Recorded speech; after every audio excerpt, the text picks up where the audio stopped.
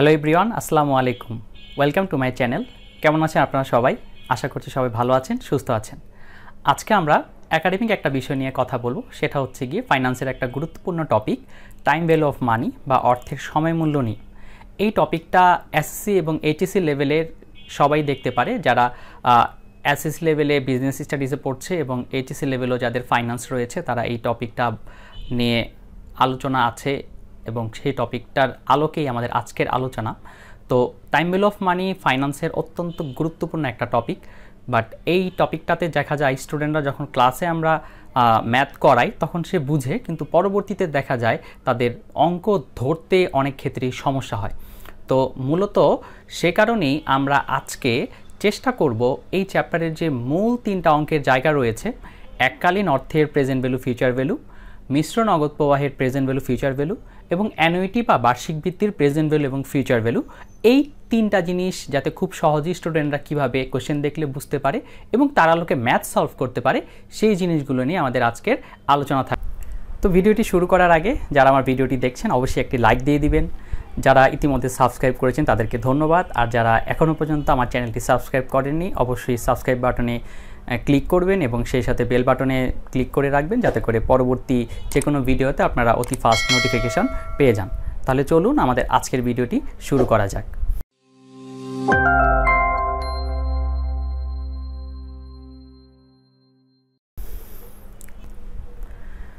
তো দীর্ঘদিনের finance class নেওয়ার অভিজ্ঞতায় যেটা আমার অবজারভেশনে এসেছে যে অনেক স্টুডেন্টই আছে যে পুরো চ্যাপ্টার শেষ করার পরে একটা মহা সমস্যায় পড়ে যখন তারা সৃজনশীল সলভ করতে যায়, যে তারা তখন আসলে ধরতে পারে না যে অঙ্কটা আসলে এককালীনের অঙ্ক নাকি অ্যানুইটির অঙ্ক নাকি মিশ্র নগদ প্রবাহের অঙ্ক। অনেকের সমস্যা হয়, বলবো না যে সবার হয়, বাট অনেকেরই হয়ে থাকে। তো এটা হওয়ার মূল কারণটা হচ্ছে গিয়ে তারা আগে থেকেই এই তিনটা কনসেপ্টের ব্যাপারে ধারণাটা কম থাকে, যে এককালীন নগদ প্রবাহটা কী, অ্যানুইটি কী বা মিশ্র নগদ প্রবাহটা কী। তো আজকে আমি মূলত কিভাবে পরীক্ষাতে কোন কোন ওয়ার্ড ইউজ করলে বা কোন কোন ল্যাঙ্গুয়েজ দেখে আমরা বুঝতে পারবো যে এককালীন কোন ওয়ার্ডগুলো থাকলে আমরা সাধারণত বুঝবো অ্যানুইটি, এবং কীরকম ওয়ার্ড থাকলে বা ল্যাঙ্গুয়েজ থাকলে আমরা বুঝবো মিশ্র, তা নিয়ে একটু কথা বলার চেষ্টা করব। গতানুগতিক ক্লাসের বাইরের আজকের আমাদের এই ক্লাসটা, যেখানে আমরা কিছু হিন্টস দেওয়ার চেষ্টা করব আপনাদেরকে, যাতে করে আপনারা ম্যাথ দেখলে কিছুটা হলেও বুঝতে পারেন।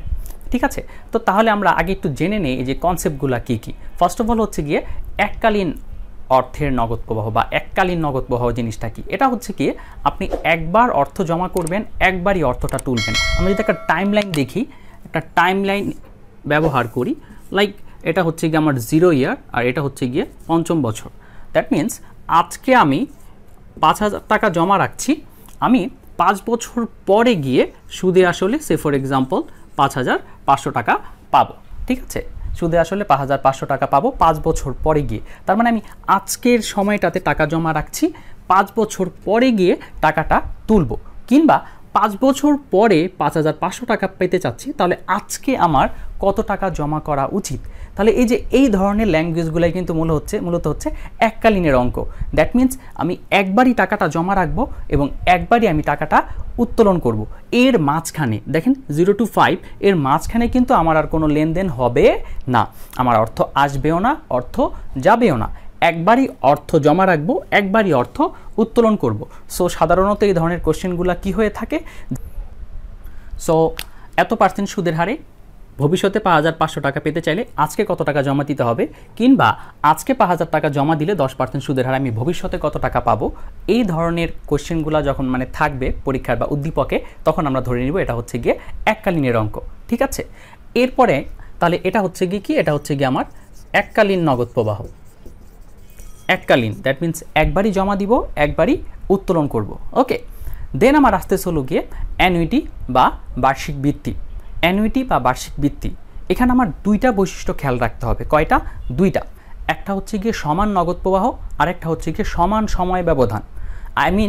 একই সময় ব্যবধান পরপর একই পরিমাণ অর্থের আগমন বা নির্গমনকে বলা হয় হচ্ছে গিয়ে অ্যানুইটি বা বার্ষিক ভিত্তি। এই ব্যাপারটাকে আমরা সুন্দর মতো টাইম লাইনে কিন্তু বুঝাতে পারি।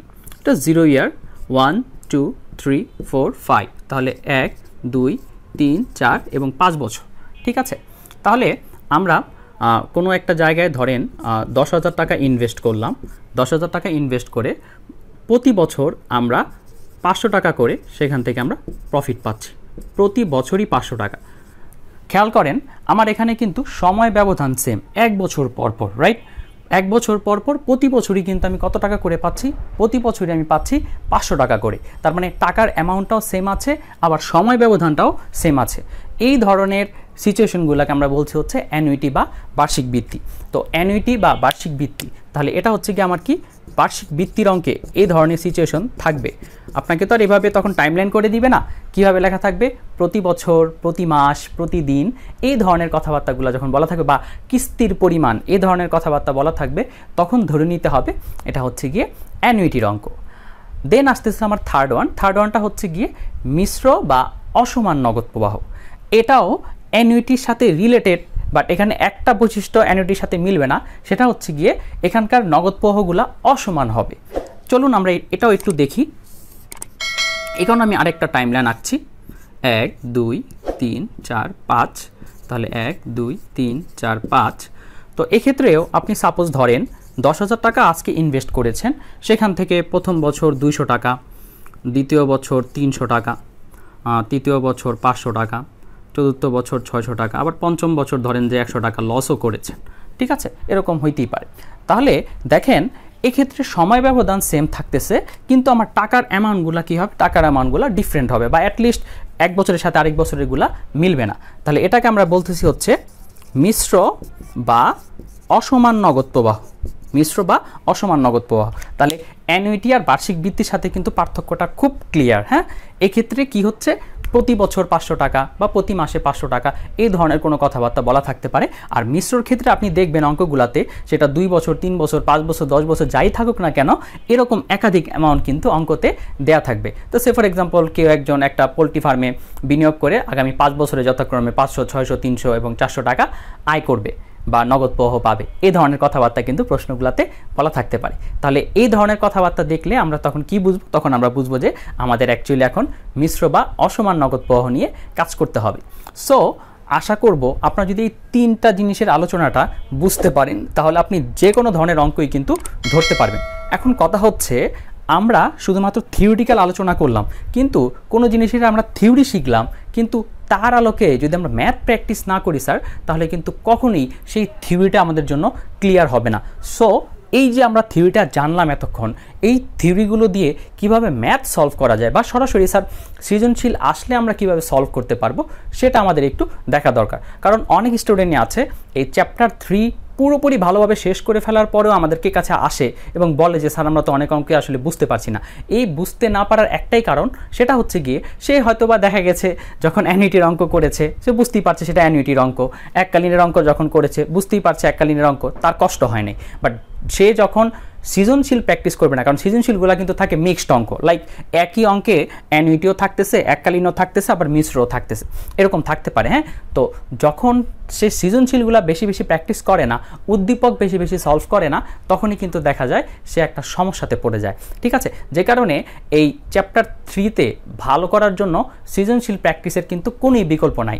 সো এবার আমরা একটু দেখাবো আপনাদেরকে যে কিভাবে ধরে ধরে সৃজনশীলকে সহজভাবে সলভ করতে হয় এবং কিভাবে কোয়েশ্চেন আইডেন্টিফাই করতে হয়, এবং আমি এতক্ষণ যে ক্লুগুলো দেওয়ার চেষ্টা করেছি সেই ক্লুগুলো দিয়ে কিভাবে আপনি প্রশ্নে ধরতে পারবেন যেখানে কি এককালীন অঙ্কের কথা বলা হয়েছে, নাকি মিশ্রের কথা বলা হয়েছে, নাকি অ্যানুইটি বা বার্ষিক বৃত্তির কথা বলা হয়েছে।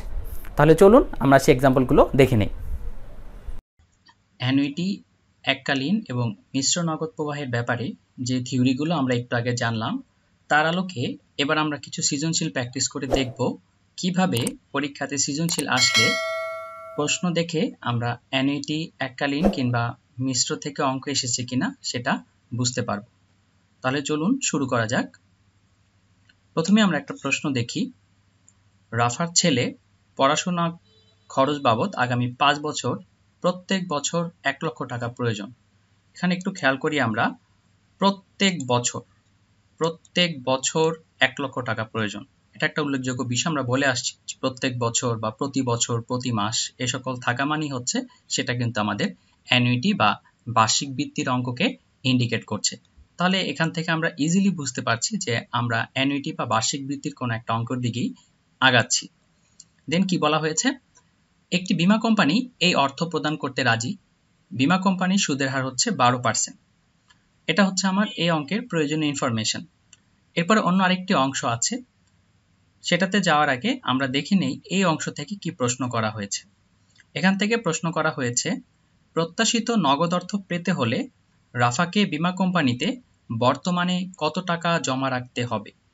বীমা কোম্পানিতে বর্তমানে কত টাকা জমা রাখতে হবে। তাহলে এখানে পুরোপুরি অঙ্কটা সহজ করে দেওয়া হয়েছে, ক্লিয়ারলি বলে দেওয়া হয়েছে আমাদেরকে প্রেজেন্ট ভ্যালু বের করতে হবে।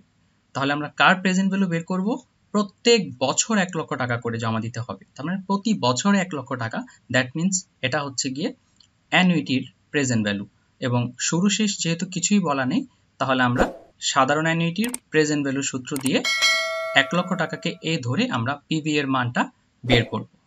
এই যে আমরা দেখতে পাচ্ছি সমাধানটা, পিভি এর সূত্র, সাধারণ অ্যানুইটির সূত্র দিয়ে আমরা এ এর মান 1 লক্ষ ধরে মান বের করেছি, সেটা হচ্ছে গিয়ে 3,60,478 টাকা। As simple as that.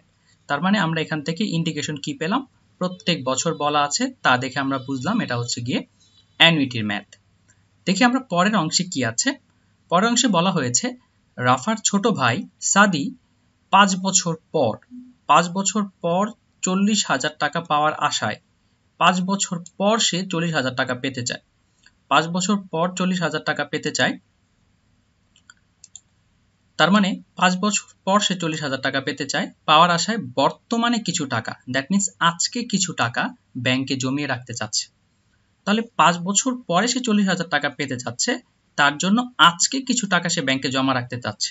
তাহলে এ থেকে আমরা কি বুঝতে পারছি? এটা কিন্তু হচ্ছে গিয়ে এককালীনের অঙ্ক, তাই তো? কারণ 5 বছর পরে 40,000 টাকা সে পেতে চাচ্ছে, তার আশায় আজকে জমা রাখবে। তার মানে আজকে জমা রাখবে কিছু টাকা, সে টাকা সুদে আসলে 5 বছর পরে কত টাকা হবে? 40,000 টাকা হবে। তাহলে এত বছর পরে বা আজকে কিছু টাকা জমা দিলে এত বছর পরে কত টাকা পাওয়া যাবে, এই ধরনের কিছু বলা থাকলো আমরা সেটাকে কি ধরে নিচ্ছি? এককালীনের অঙ্ক হিসাবে আমরা ধরে নিব। এরপর কি বলা আছে? দুইটা সিচুয়েশন দেওয়া আছে। জনতা ব্যাংক সাদিকে বার্ষিক 10% হারে সুদ দিতে রাজি আছে, আর অন্যদিকে সোনালী ব্যাংক 9.5% মাসিক চক্রবৃদ্ধি সুদ প্রদানে রাজি আছে। এমত অবস্থায় সাদি কোথায় বিনিয়োগ করবে বুঝতে পারছে না। তো সাদি কোন ব্যাংকে টাকা জমা রাখলে বেশি লাভজনক হবে বলে তুমি মনে করো এবং কেন সেটা ব্যাখ্যা করো, এটা জানতে চেয়েছে আমাদের এখানে। তো আমরা বুঝতেই পারছি 5 বছর পরে 40,000 টাকা পাওয়া যাবে, দ্যাট মিনস এই 40,000 টাকা 5 বছর পরে পাওয়া যাবে। সো এটা হচ্ছে আমার ফিউচার ভ্যালু। তার মানে আমাকে এখানে প্রেজেন্ট ভ্যালু বের করে সিদ্ধান্ত নিতে হবে। তো এই 40,000 টাকাকে আমরা ফিউচার ভ্যালু ধরে আমরা দুইটা ব্যাংকেরই যে রেট রয়েছে সেই রেট বিবেচনায় আমরা প্রেজেন্ট ভ্যালু বের করে দেখব। তাহলে চলো আমরা প্রথমে জনতা ব্যাংকের প্রেজেন্ট ভ্যালু বের করে দেখি। জনতা ব্যাংকের প্রেজেন্ট ভ্যালু আমরা বের করলাম, আমাদের এসেছে হচ্ছে 24,836। এরপরে যদি আমরা সোনালী ব্যাংকের প্রেজেন্ট ভ্যালুটা বের করি, সোনালী ব্যাংকের প্রেজেন্ট ভ্যালু, যেহেতু এখানে মাসিক চক্রবৃদ্ধির কথা বলা হয়েছে, তাহলে আমার সূত্রে যত জায়গায় আই আছে তাকে আমি এম দিয়ে ভাগ দিব এবং যত জায়গায় এন আছে তাকে আমি এম দিয়ে গুণ করব। তাহলে আমার মাসিক চক্রবৃদ্ধি যেহেতু এম এর মান হবে গিয়ে 12, তাই আমরা 12 দিয়ে এখানে ভাগ দিলাম আইকে এবং 12 দিয়ে এখানে গুণ দিলাম, আমার আসলো হচ্ছে 24,922 টাকা। তো এখন আমাকে ডিসিশন নিতে হবে যে সাদি অ্যাকচুয়ালি কোন ব্যাংকে টাকা জমা রাখলে লাভবান হবে। তো আমরা দেখতে পাচ্ছি জনতা ব্যাংকে যে জমা রাখবে সেটা হচ্ছে গিয়ে 24,837 টাকা, আর সোনালী ব্যাংকে জমা রাখতে হবে 24,922 টাকা। তো আমাদের অনেকেরই একটা ভুল ধারণা আছে, যখনই আমরা প্রেজেন্ট ভ্যালু বের করি আমরা ভাবি যে প্রেজেন্ট ভ্যালুটা আমাকে বেশি ভ্যালু দিচ্ছে সেটাই হয়তো বা আমার জন্য লাভজনক, কিন্তু অ্যাকচুয়ালি সিচুয়েশনটা কিন্তু এখানে তা নয়। এখানে যেটা হচ্ছে, আমরা জনতা ব্যাংকের ক্ষেত্রে খেয়াল করুন 24,837 টাকা জমা দিয়ে 5 বছর পরে পাবো 40,000 টাকা, আর সোনালী ব্যাংকের ক্ষেত্রে 24,922 টাকা জমা দিয়ে আমি পাবো 5 বছর পরে 40,000 টাকা। তার মানে কি আমার কি এখন সোনালী ব্যাংক সিলেক্ট করলে লাভবান হব? অবশ্যই না। আমি যদি জনতা ব্যাংকে 24,837 টাকা জমা রাখি, আমার 85 টাকা কম রেখে আমি 40,000 টাকা কিন্তু পেতে পারছি। তার মানে সাদির জন্য জনতা ব্যাংকে টাকা জমা রাখাই কিন্তু অধিক লাভজনক, কারণ এখানে 85 টাকা কম জমা রেখেও 5 বছর পরে 40,000 টাকা পাওয়া যাচ্ছে। সো এ থেকে আমরা আরও একটা লার্নিং শিখলাম, সেটা হচ্ছে প্রেজেন্ট ভ্যালু অলওয়েজ বেশি হওয়া ভালো নয়। ক্ষেত্র বিশেষে প্রেজেন্ট ভ্যালু কম হলেও সেটা কিন্তু আমাদের পজিটিভ রেজাল্টই দিয়ে থাকে। আশা করছি আমরা ম্যাথটা সবাইকে বোঝাতে পেরেছি। চলে যাচ্ছে আমাদের পরবর্তী কোশ্চেনে। আমাদের পরবর্তী কোশ্চেনটা হচ্ছে, অবসরপ্রাপ্ত কর্মকর্তা হাবিব সাহেব গোমতী ব্যাংকে 10 লক্ষ টাকা এফডিআর করেন। Look at the word FDR, fixed deposit receipt. Fixed deposit বা এফডিআর কিভাবে করা হয়? একটা নির্দিষ্ট সময়ের জন্য করা হয়। লাইক আজকে আমি জমা দিলাম, নির্দিষ্ট সময় পরে তুলব। তার মানে এটা কিন্তু সেই এককালীনের অঙ্ককেই ইন্ডিকেট করছে। 10 লক্ষ টাকা এফডিআর করেন 10 বছরের জন্য, তাহলে এককালীনের অঙ্ক চেনার এটা কিন্তু একটা অন্যতম উপায় এফডিআর করা। কারণ এফডিআর এ একবার টাকা জমা দিলে নির্দিষ্ট সময়ের আগে সাধারণত তোলা যায় না। দ্যাট মিনস একবারই টাকা জমা দেওয়া হয়, একবারই টাকা তোলা হয়। ব্যাংকের সুদের হার 12%। অন্যদিকে তার বন্ধু সুজন সাহেব মধুমতি ব্যাংকে 12% দ্বিমাসিক চক্রবৃদ্ধি সুদ। এগুলো আমাদের একটু খেয়াল করতে হবে অঙ্ক করার সময়। দ্বিমাসিক চক্রবৃদ্ধি, দ্যাট মিনস এখানে আমার এম এর কাজ রয়েছে। দ্বিমাসিক চক্রবৃদ্ধি সুদে একই সময়ের জন্য প্রতি বছর, লুক এট দ্য ওয়ার্ড প্রতি বছর, প্রতি বছর, প্রতি মাস, প্রতিদিন এসব থাকা মানে কি? অ্যানুইটি বা বার্ষিক বৃত্তি। তাহলে প্রতি বছর 8,830 টাকা করে জমা প্রদান করবে। তার আমরা বুঝতে পারছি প্রথম অংশের যে অঙ্কটি হবে সেটা হচ্ছে গিয়ে আমার এককালীনের অঙ্ক, এবং দ্বিতীয় অংশের যে ম্যাথটা সলভ করবো আমরা সেটা অবশ্যই অ্যানুইটি সূত্র দিয়ে আমাদেরকে ম্যাথটা সলভ করতে হবে। যদিও এখন আমরা জানি না এখানে প্রেজেন্ট ভ্যালু না ফিউচার ভ্যালু কি দিয়ে সলভ করব। তাহলে চলুন আমরা প্রশ্ন দেখে নেই। উদ্দীপকে হাবিব সাহেব এফডিআর থেকে কত পাবেন? এফডিআর থেকে কত পাবেন, দ্যাট মিনস 10 বছর পরে তিনি সুদে আসলে কত পাবেন, এটা এখানে সেটাই জিজ্ঞেস করা হয়েছে। তাহলে 10 বছর পরে কত পাবেন সেটাই জিজ্ঞেস করা হয়েছে। 10 বছর পরে যে টাকাটা পাওয়া যাবে সেটা অবভিয়াসলি হচ্ছে ফিউচার ভ্যালু। তো আমাদের ফিউচার ভ্যালুর এককালীনের সূত্র হচ্ছে FV is equal to PV into 1 plus I to the power N. আমরা অ্যাজ ইউজুয়াল মান বসালাম, মান বসিয়ে রেজাল্ট পেলাম 31,05,848 টাকা তিনি তার এফডিআর থেকে পাবে। তাহলে এটা হয়ে গেল খুব সিম্পল ম্যাথ। দেন ঘ নাম্বারে বলা হয়েছে উদ্দীপকে সুজন সাহেব কত টাকা কম পাবেন। উদ্দীপকে সুজন সাহেব, দ্যাট মিনস তার বন্ধু সুজন সাহেব কত টাকা কম পাবেন, তাহলে নিরূপণ করো। এই কোশ্চেনটাতে কিন্তু একটা জিনিস হাইড করে দেওয়া হয়েছে, সেটা হচ্ছে কি প্রেজেন্ট ভ্যালু না ফিউচার ভ্যালু ক্লিয়ার করা হয়নি। বাট আমরা যদি বুদ্ধিমান হয়ে থাকি, যেহেতু গ নাম্বারে আমরা ফিউচার ভ্যালু বের করেছি, ঘ নাম্বারেও অবশ্যই আমাদের ফিউচার ভ্যালু বের করে সিদ্ধান্ত নিতে হবে। ফিউচার ভ্যালু বের করে কম্পেয়ার করতে হবে যে সুজন সাহেব যে প্রতি বছর 8,830 টাকা করে জমা রাখবেন, এই 8,830 টাকাকে এ ধরে আমরা ফিউচার ভ্যালু বের করবো অ্যানুইটির। ফিউচার ভ্যালু বের করে আমরা কম্পেয়ার করব যে তিনি তার বন্ধুর থেকে কি পরিমাণ টাকা কম পাবেন। যেহেতু বলা হয়েছে কম পাবে, তার আমরা বুঝতে পারছি অবশ্যই সুজন সাহেবের যে ফিউচার ভ্যালুটা হবে সেটা 31,05,848 চাইতে কম হবে। তাহলে চলুন আমরা দেখে নেই যে ফিউচার ভ্যালু অ্যানুইটি সূত্র দিয়ে কিভাবে সলভ করা যায়। এখানে যেহেতু দ্বিমাসিক চক্রবৃদ্ধির কথা বলা হয়েছে, আমাদের কিন্তু এম এর কাজ আসবে। সো সূত্রের যত জায়গায় আই আছে তাকে এম দিয়ে ভাগ দিব, যত জায়গায় এন আছে তাকে আমরা এম দিয়ে গুণ দিব। আর শুরু শেষ যেহেতু কিছুই বলা হয়নি, তাই আমরা শেষের সূত্র দিয়েই কিন্তু অঙ্কটা করব। তো আমরা সলভ করে দেখছি। এখানে এসেছে 10,07,075 টাকা। দ্যাট মিনস এটা অলমোস্ট 20,98,772 টাকা কিন্তু কম। সো আমরা এরকম একটু কম্পেয়ার করে পরীক্ষার হলে কিন্তু দেখিয়ে দিব। আর একটা জিনিস মনে রাখবো আমরা সবসময়, প্রেজেন্ট ভ্যালু হলে প্রেজেন্ট ভ্যালুর সাথে প্রেজেন্ট ভ্যালুর কম্পেয়ার করব, ফিউচার ভ্যালু হলে কিন্তু ফিউচার ভ্যালুর কম্পেয়ার করব। সো আপনি যদি এখানে এর মান 8,830 থাকলো আর আপনি প্রেজেন্ট ভ্যালু বের করে এই ফিউচার ভ্যালুর সাথে কম্পেয়ার করলেন, তাহলে কিন্তু আসলে সেই কম্পেয়ারটা বাস্তবসম্মত হয় না। এজন্য সবসময় মনে রাখতে হবে কম্পেয়ার করার জন্য একই একক লাগবে, প্রেজেন্ট ভ্যালুর সাথে প্রেজেন্ট ভ্যালু, ফিউচার ভ্যালুর সাথে ফিউচার ভ্যালু। আশা করছি এই ম্যাথটাও সবার ক্লিয়ার হয়েছে। চলুন আমরা পরবর্তী ম্যাথে চলে যাই। এই ম্যাথটা অনেক কমন একটা ম্যাথ আপনাদের বইয়ের এবং বোর্ডেও অনেকবারই এসেছে এই ম্যাথটা। বাট তারপরে এই ম্যাথটাতে স্টুডেন্টরা একটা কমন ভুল করে থাকে, তার জন্য আমি এই ম্যাথটা একটু আলোচনায় নিয়ে এসেছি। তো দেখুন, দীপুর কাছে 1 লক্ষ টাকা আছে। তিনি উক্ত অর্থ 10% সুদের হারে 5 বছরের জন্য, লুক এট দ্য ওয়ার্ড 5 বছরের জন্য, 5 বছরের জন্য মিডল্যান্ড ব্যাংকে জমা রাখতে চাচ্ছেন। দ্যাট মিনস আজকে জমা রাখবেন 5 বছরের জন্য, 5 বছর পরে তিনি টাকাটা তুলবেন। তাহলে এটা থেকে আমরা কি বুঝতে পারছি, এটা কিন্তু হচ্ছে গিয়ে একটা এককালীনের অঙ্ক। দীপুর ভাই তাকে মৎস্য চাষ করার পরামর্শ দিলেন, যেখান থেকে তিনি আগামী 5 বছর যথাক্রমে 25,000, 28,000, 22,000, 25,000 এবং 50,000 টাকা পাওয়া যাবে। তাহলে এই যে প্রতি বছরই একটা অ্যামাউন্ট পাওয়া যাবে, কিন্তু অ্যামাউন্টগুলো যখন সেম থাকবে না তখন যেন আমরা তাকে কি বলবো, এক্স্যাক্টলি তখন তাকে আমরা বলবো মিশ্র বা অসমান নগদ প্রবাহ। এটা কিন্তু চেনা খুবই সহজ। প্রতি বছরই কোনো না কোনো অ্যামাউন্ট পাওয়া যাবে, কিন্তু অ্যামাউন্টগুলোর মধ্যে মিল থাকবে না বা একটু একটা না একটা অসমান থাকবেই, তখন তাকে আমরা বলবো মিশ্র বা অসমান নগদ প্রবাহ।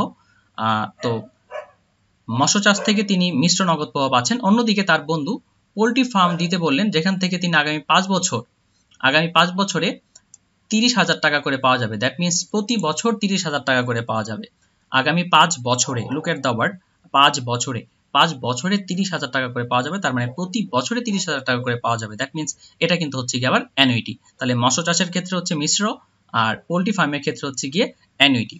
উভয় ক্ষেত্রে দীপুর প্রত্যাশিত আয়ের হার হচ্ছে গিয়ে 10%। তো আমার গ নাম্বার কোশ্চেন করা হয়েছে, মিডল্যান্ড ব্যাংকে জমাকৃত অর্থের ভবিষ্যৎ মূল্য কত? কোনো টেনশন নাই, একদম সহজ করে বলে দিয়েছে। ফিউচার ভ্যালু কত? তাহলে এককালীনের আমরা ফিউচার ভ্যালু বের করব। তো এককালীনের ফিউচার ভ্যালু সূত্র হচ্ছে PV is equal two 1 + i two the power n। তার সূত্র বসালাম, আমাদের রেজাল্ট বের হয়ে গেল 1,61,051 টাকা। খুবই সিম্পল। আর যদি আমরা পরের ম্যাথটা সলভ করি, যে দীপুর কোন ব্যবসাটি নির্বাচন করা উচিত এবং কেন, এই ম্যাথটা সলভ করতে গিয়ে আমরা অনেকে একটা ভুল করে থাকি, সেটা হচ্ছে গিয়ে প্রেজেন্ট ভ্যালু না ফিউচার ভ্যালু করবো, সেটা নিয়ে একটু দ্বিধাদ্বন্দ্বে থাকি। তো অনেকে আমরা যেটা করি, আমরা ফিউচার ভ্যালু বের করে থাকি। হ্যাঁ, এই ম্যাথটাতে প্রেজেন্ট ভ্যালু এবং ফিউচার ভ্যালু দুইটাই বের করা যাবে, যে মানগুলো দেওয়া আছে তা দিয়ে দুইটাই বের করা যাবে। কিন্তু সিদ্ধান্ত গ্রহণের ক্ষেত্রে যখন প্রেজেন্ট ভ্যালু এবং ফিউচার ভ্যালু দুইটাই বের করার সুযোগ থাকে, তখন আমরা অবশ্যই প্রেজেন্ট ভ্যালু দিয়ে সিদ্ধান্ত নিব। কারণ একজন বিনিয়োগকারীর কাছে তার ভবিষ্যতে প্রাপ্ত অর্থের চাইতে বর্তমান মূল্যটাই কিন্তু বেশি মূল্যবান। এ ব্যাপারে কিন্তু আমাদের বইয়ের শুরুর দিকে এই 3rd চ্যাপ্টারে বলা আছে যে কেন একজন বিনিয়োগকারী বা ব্যবসায়ীর কাছে তার প্রেজেন্ট ভ্যালুটা ফিউচার ভ্যালু চাইতে অত্যন্ত বেশি মূল্যবান। আশা করি সেটা আমরা দেখে নিব। বাট আমাদের কমন যে রুলসটা, যখন আমাদের প্রেজেন্ট ভ্যালু এবং ফিউচার ভ্যালু দুইটাই বের করার সুযোগ থাকে, সেক্ষেত্রে আমরা অবশ্যই সিদ্ধান্ত গ্রহণের ক্ষেত্রে প্রেজেন্ট ভ্যালুকেই প্রায়োরিটি দিব। তাহলে আমরা প্রথমে মৎস্য চাষ প্রকল্পের যে মিশ্র নগদ প্রবাহ আছে তার প্রেজেন্ট ভ্যালুটা বের করে ফেলি।